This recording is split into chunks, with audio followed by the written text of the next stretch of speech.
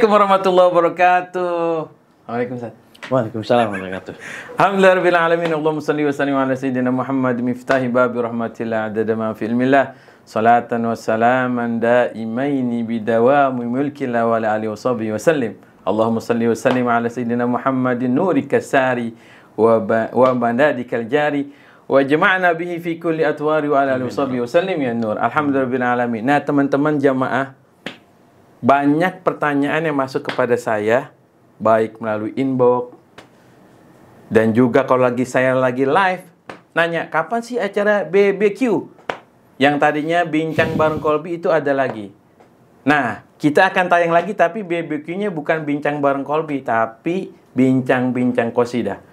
Kali ini saya akan ditemani oleh narasumber yang sudah tidak asing lagi, karena memang bukan orang asing, tapi orang Indonesia. Perkenalkan diri, Ustaz. Ahlan wa sahlan, Masya Allah. Mungkin jamaah berapa tahu ya, Ustaz Ahmad Afif Abdullah dari langganan senderan tiang 1 Al-Munawar. Asik ya. Malam Selasa. Masya Allah, alhamdulillah sehat Ustaz. Alhamdulillah. Alhamdulillahirrahmanirrahim. Teman-teman, kita akan bahas satu persatu, ya kan, nih dari banyaknya pertanyaan jamaah, terutama ya kan, tentang qasidah. Karena BBQ ini adalah bincang-bincang qasidah, ya kan, terutama kita prioritaskan kepada qasidah-qasidah yang kita sering baca, terutama di Hadrul Majlis Rasulullah, Ustaz.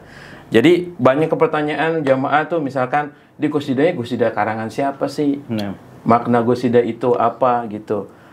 Terus momennya itu yang pas dibaca kapan? Ya itu, Ustaz. Jadi banyaknya pertanyaan gitu, kita bikin aja, Ustaz, sekalian. Jadi antum yang ngasih tahu nanti. Gitu, Ustaz. Marhaba, insyaallah sebisanya ya. Ngomong-ngomong, kabar itu wasit Oman gimana? Enggak, soalnya di beranda muncul wasit Oman 90 tambah 6 99. Udah lewat ya. Oke. Langsung aja jemaah ya. Nah, salah satu pertanyaannya adalah yang sering muncul di inbox saya adalah, apa sih qasidah favorit Habibana Munzir Al-Musawa? Silakan, Ustaz. Nah, iya nih. Mana yang tahu? Ya, antum yang senantiasa membersamai Habibana. Ya, itu qasidah apa tuh yang selalu dirindukan sama Habibana Munzir dan jadi favorit lah, bestnya Habib Munzir. Ya, gitu. ini pengalaman saya pribadi. Saya dapat qasidah ini, Pak Ustadz, dari beliau langsung, ditulis dengan tangan beliau, ya kan. Waktu itu di Bayshore Park, ada di Singapura, di apartemen. Masya Allah. Iya, waktu dakwah dengan beliau tuh. Terus nadanya juga Habibana yang kasih. Yang Qurana fi duha wa la sawfa yu'ti. Itu beliau yang kasih. Cuman saya rubah-rubah sedikit ya, biar nggak terlalu datar gitu. Udah, itu saya ditulis qasidah itu. Qasidahnya Sayyidina Hasan bin Thabit ya. Sayyidina Hasan bin Thabit. Tapi itu qasidah pakai hadroh nggak sih? Enggak. Kalau waktu itu saya sih nggak pakai hadroh. Berarti sampai sekarang kalau di MR bawain itu nggak pakai hadroh. Nggak pakai hadroh, Pak Ustaz. Dan itu emang buat fardiyah ya gitu. Buat fardiyah. Buat qasidah yang tanpa diiringi hadroh. Nah, itu. Dari dulu kayak begitu. Dari dulu seperti sampai itu. Sekarang kalau dibawain juga. Iya. Mungkin nggak pakai hadroh. Pakai bisa. Bisa aja. Bisa pakai hadroh ya. Tapi kayaknya udah setelan begitu aja kali. Iya, kayak gitu aja dah setelannya. Cuman kalau misalkan kita rubah pakai hadroh, ya walaupun ada sih jamaah mungkin yang mungkin belum menerima gitu. Biasanya nggak pakai hadroh. Padahal kan qasidah itu kan luas ya. Selama dia tidak bisa merubah makna kayak gitu. Jadi yang istimewanya qasidah ini umurnya udah tua ya. Itu bukan lebih paham. Makanya nih kita langsung tanya jemaah nih. Iya kan, kalau ada qasidah karangan Habib Ali Habsyi itu 100 tahun yang lalu lah kurang lebih, Imam Haddad di zaman udah 1000 Hijriahan, qasidah-qasidah yang lain. Tapi kalau qasidah ini emang ciri khasnya dari zaman Rasulullah SAW, dari zaman sahabat ya, dari zaman sahabat Hasan bin Thabit. Dan Hasan bin Thabit ini memang terkenal tukang syairnya di zaman Rasulullah SAW. Dan kalau Anda baca itu juga, ternyata Hasan bin Thabit itu sebelum Islamnya emang tukang syair. Di zaman jahiliyah. Syairnya kuat, menggugah. Kalau zaman dulu, kalau zaman dulu tukang syair disebutnya apa tuh? Kalau orang sekarang kan munsyid gitu. Apa ya? Syair. Orang yang pujangga bukan? Ini mungkin kalau kita di sini pujangga ya. Pembaca puisi kali ya, puisi gitu. Atau apa gitu. Beliau terkenal nih, mau. Terkenal. Jadi kalau ada baca usianya Hasan bin Thabit itu sampai 120 tahun. Hah? 120 tahun? 120 tahun. 60 tahun itu ngerasain hidup sebelum Islam. Kemudian 60 tahun setelah Islam. Masya Allah. Masya Allah, panjang banget usianya. Usianya panjang banget. Dan kalau Anda baca-baca, itu ternyata syair-syairnya Hasan bin Thabit itu dipakai untuk ngompor-ngomporin peperangan Aus sama Khazraj.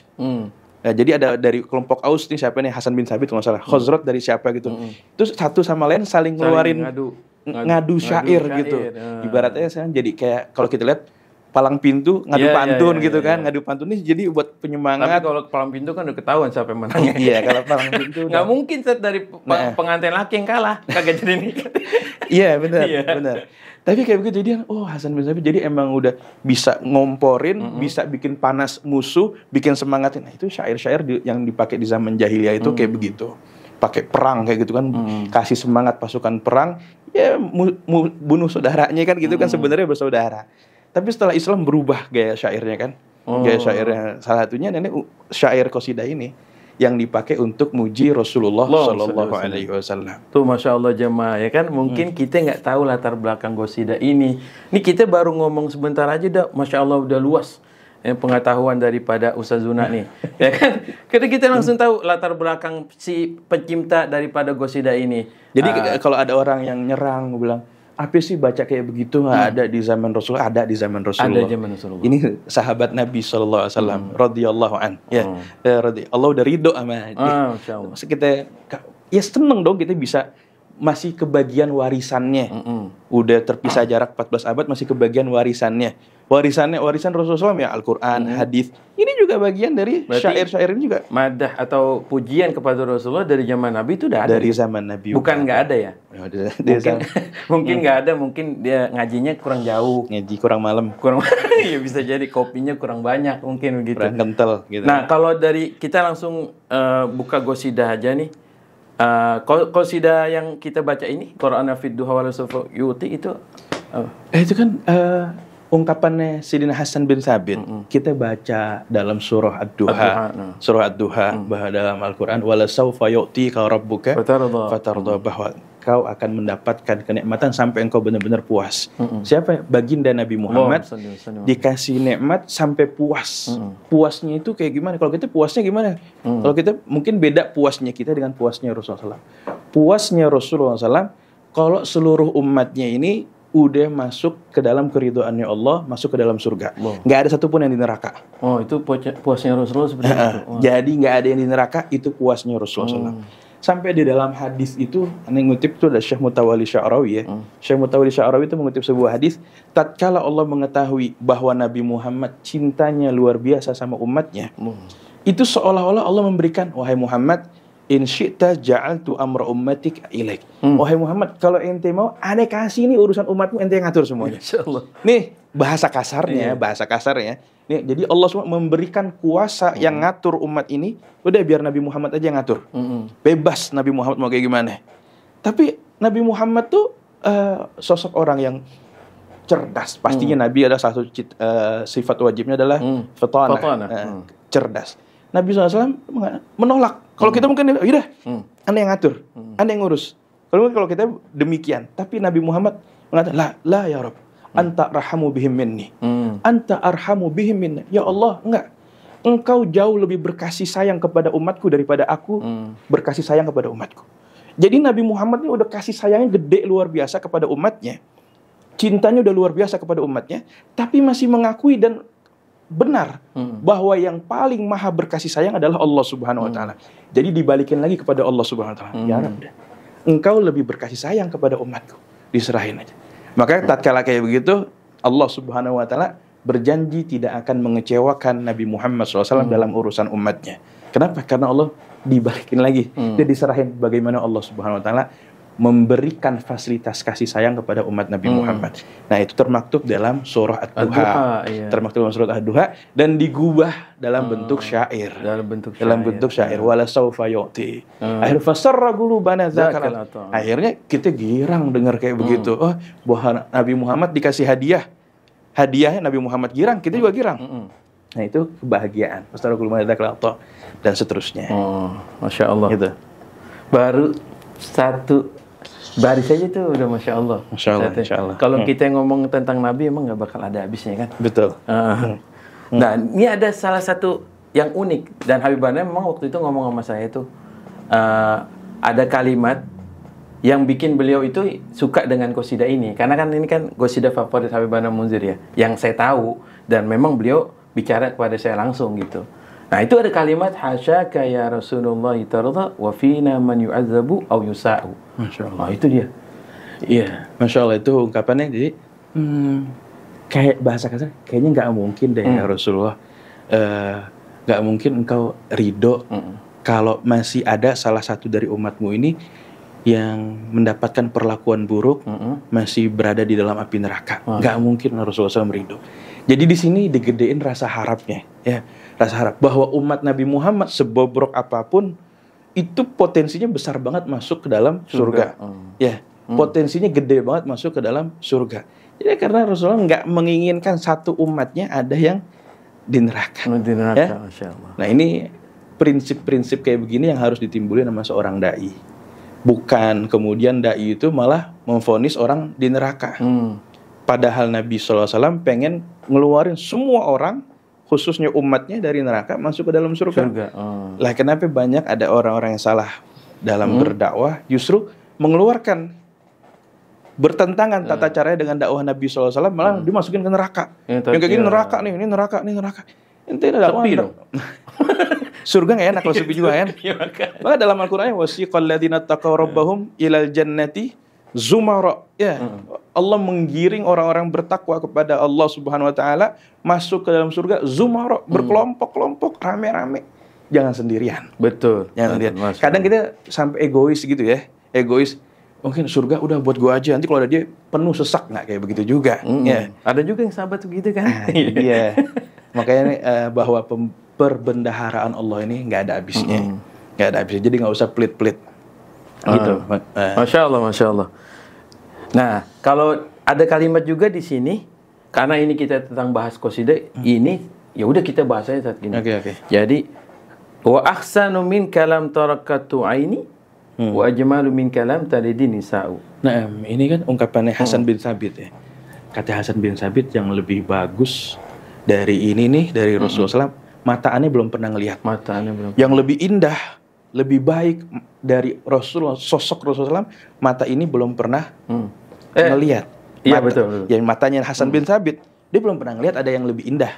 Yang paling indah adalah Rasulullah SAW. Itu ungkapan Hasan bin Thabit. Ya, mungkin kalau kita ngelihat pemandangan bagus, pemandangan indah itu di mana sih? Ya, hijau-hijau. Ya, kadang mungkin ya puncak. Atau mungkin kita lihat di reels Instagram gitu kan. Wah, enak banget ya kalau ke situ. Oh, yang Sunda apa? yang ada air. Kadang ada di wallpaper, screensaver gitu kan. Pemandangan indah-indah gitu kan. Antum kan ditinggal di New Zealand. Ini kan yang setiap pagi BKT. BKT indah. Iya, BKT indah. Itu kan kita kalau ngelihat keindahan gitu, pengen ya kayak ke situ ya. Seru nih jalan-jalan ke situ kayaknya. Nyaman. Manusia tertarik dengan keindahan. Suka akan keindahan. Nah, ungkapan Hasan bin Thabit ini, mataku ini belum pernah melihat yang lebih indah darimu, wahai Rasulullah SAW. Dan mungkin nggak ada yang nggak ada lagi. Setelahnya juga nggak ada. Jadi kalau ada orang lihat pemandangan indah, kalah indah itu sama keindahan Rasulullah SAW. Kalau dia ngelihat pemandangan di Swiss ya, kadang lihat kan yang suka jadi wallpaper screensaver tuh di Swiss ya. Swiss, betul. Keren banget kali bisa jalan-jalan sono. Tapi itu banget. Udah itu belum pernah sono. Belum pernah. Ya kan gitu. Ya kadang lihat di TV-TV aja, gitu kan, orang tertarik pengen ke sono kan, karena indahnya. Karena keindahan. Ngundang keindahan, narik.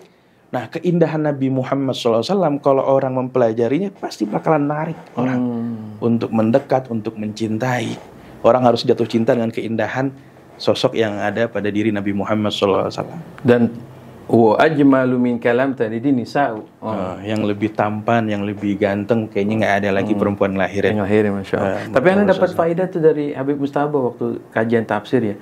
Itu kan wa ahsanu min kalam tarakatu aini. Ke Habib Mustabah ainu aja. Ainu karena lebih jamak kan. Kalau aini ini matanya Hasan bin Thabit doang, radhiyallahu an. Jadi yang lebih indah darimu, mataku ini belum pernah memandang. Matanya Hasan bin Thabit. Tapi kalau kata Ain? Habib Musa Badrullah, ya semua mata Semua lah. mata. Mata siapa aja kayak belum pernah ada yang ngelihat Allahumma shalli wa sallim. yang lebih indah daripada sosok Itu bentuk Rasulullah global sallallahu aja ya, alaihi wasallam. lebih Ya, luas lagi bahasanya. lebih gitu. luas lagi gitu. Masya Allah.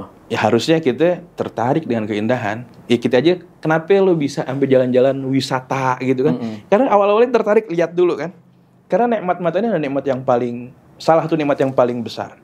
Makanya Rasulullah SAW bersabda dalam hadis kutsinya itu kan, idza tulitu abdi bihabibataihi awwatuhu minhumal jannah. Atau kama qala Rasulullah SAW. Allah berfirman, kalau seorang hamba itu mendapatkan ujian dengan habibataihi, habibataihi ini kedua bola matanya, dia nggak bisa ngelihat, dia nggak bisa melihat. Awwatuhu minhumal jannah, aku akan menggantinya dia dengan kenikmatan surga.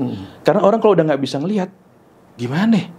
Ya, sekarang keindahan orang tertarik tuh awal dari penglihatan dulu kan, penglihatan sampai orang mau nikah aja kan, jangan beli kucing dalam apa? Karung.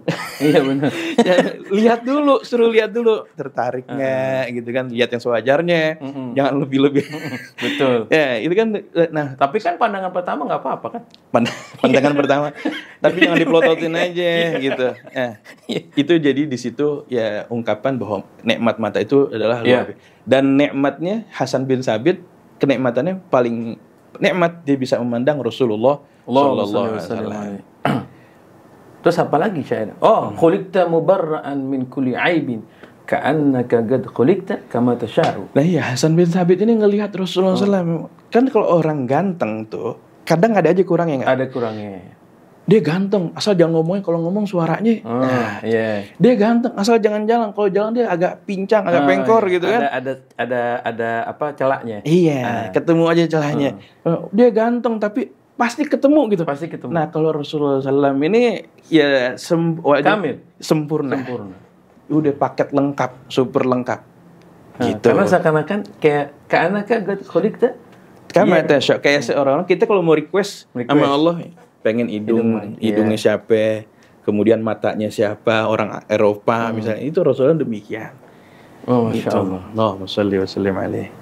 Subhanallah. Ya, itu jadi kira-kira gambaran isi dalam qasidah yang biasa kita baca dari Gharaqna fid Duha. Tapi kalau antum tahu ini qasidahnya ini di hadapan Rasulullah langsung dibacanya. Nah, aneh kurang tahu pasti apakah itu dibaca di hadapan Rasulullah SAW langsung atau gimana. Aneh kurang tahu pasti.